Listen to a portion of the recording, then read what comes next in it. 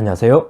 3분만 TV입니다. 혹시 음식물 쓰레기 봉투를 자세히 본 적 있으신가요? 대충 어떤 문구가 적혀 있었던 것 같은데 자세하게 본 적은 없는 것 같습니다. 그렇다면 집에 있는 쓰레기 봉투를 한번 보겠습니다. 쭉쭉 어떤 내용들이 적혀 있는데 3번의 문구가 가장 강력한 것 같습니다. 음식물류 폐기물을 이 봉투 외에 다른 봉투 등을 사용하거나 내 집 상가 문 앞에 배출하지 않을 경우에는 100만원 이하의 과태료가 부과됩니다 라고 되어 있는데요. 그렇군요. 100만원이라고요? 10만원도 아닌 100만원까지 과태료가 부과된다고 합니다. 이렇게 큰 돈을 과태료로 부과하게 된다면 얼마나 마음이 아프겠습니까?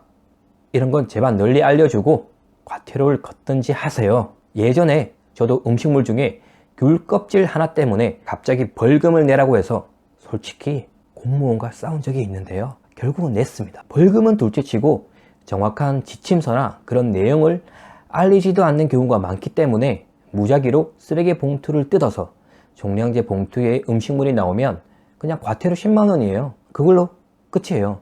분명히 살면서 이런 경우 한 번은 생길 수 있습니다. 그래서 오늘은 음식물 쓰레기에 대해 한번 얘기하고 가야겠습니다. 해당 내용 괜찮다면 구독과 좋아요 부탁드립니다. 사실 음식물 쓰레기는 저희의 상식적인 생각으로 판단해서 일반 쓰레기와 음식물 쓰레기를 구분해서 버리는 경우가 많지 않나요? 음식물 중에서도 딱딱한 거, 뼈다귀 같은 거는 일반 쓰레기로 알고 있는데 정확하게 어떻게 나누어지는지는 누가 알려준 적이 없어서 확실하게 알지를 못합니다. 그래서 애매한 게 있으면 항상 검색을 할 수밖에 없는 거죠. 우선 음식물 쓰레기는 동물의 사료나 퇴비로 사용한다고 합니다. 그래서 동물들이 먹을 수 없는 일반 쓰레기가 들어가지 않도록 조심해야 하는데요. 음식물 쓰레기와 일반 쓰레기를 좀 더 자세하게 파고 들어가 보겠습니다. 첫 번째, 채소류입니다. 채소류 중에서 쪽파, 대파, 미나리, 양파 중에서 뿌리에 해당하는 부분은 일반 쓰레기라고 합니다.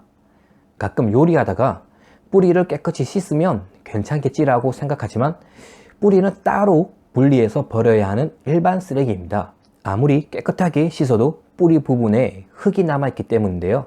그리고 양파 껍질, 마늘 껍질, 옥수수 대, 옥수수 껍질 역시 일반 쓰레기입니다.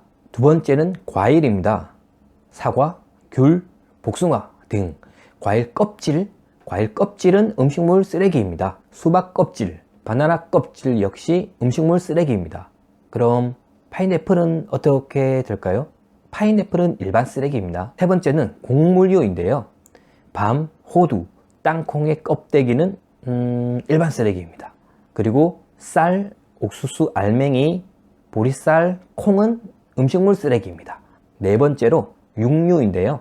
소, 돼지, 닭의 털이나 뼈를 제외한 모든 것은 음식물 쓰레기입니다. 특히 다들 아시겠지만 치킨을 시켜 먹고 난 뒤에 뼈는 일반 쓰레기이니 절대 음식물에 버리면 안 됩니다. 다섯 번째로 어패류입니다. 굴, 조개, 소라, 새우, 가재와 게처럼 딱딱한 껍질과 생선의 가시는 일반 쓰레기입니다. 그리고 독이 있는 생선 보고의 내장, 생선 보고의 내장은 일반 쓰레기입니다. 여섯 번째, 달걀 껍데기와 녹차처럼 각종 차 종류, 한약 찌꺼기는 일반 쓰레기입니다. 어떠신가요? 이거 왠지 음식물 쓰레기 중간고사를 한번 해야 하지 않을까요? 이렇게 디테일한 규정이 있는지는 잘 몰랐는데요. 아무래도 지자체에서 작은 스티커로 제작해 주방에 붙여 놓도록 하면 좋을 텐데 말이죠. 귤 껍질 때문에 과태료 10만원을 낸다면 너무 황당하기도 하고 억울하기도 하잖아요. 그래서 특히 음식물 쓰레기는 좀 조심을 해야 할 것 같아요. 이상 음식물 쓰레기 종류에 대해서 알려드렸는데 유의하셔서 일반 쓰레기에 버리지 않도록 조심하시기를 바랍니다. 이상 3분만 TV 시청해 주셔서 감사합니다.